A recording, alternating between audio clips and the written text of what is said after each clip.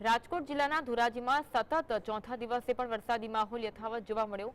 અસહ્ય ઉકળાટ બાદ ફરી વાતાવરણમાં પલટો આવતા આકાશમાં કાળા ડિબાંગ વાદળો ઘેરાયા। સતત વરસાદને કારણે ધરતીપુત્રો ખુશખુશાલ જોવા મળ્યા। ધીમી ધારે વરસાદ વરસવાનું શરૂ થતા કપાસ, મગફળી સહિતના પાકોને લાભ થશે।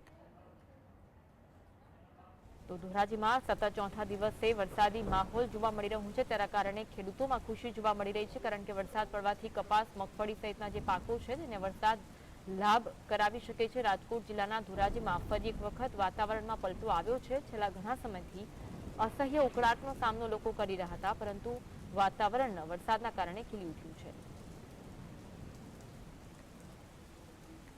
અત્યારે વરસાદ 2-3 દિવસથી આ સારો પડે છે।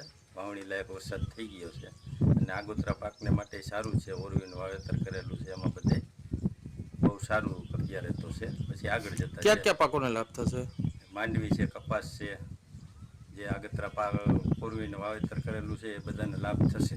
અને બીજા નંબરમાં નવીન વાવણી જેને પાણી નહોતું એને વાવણી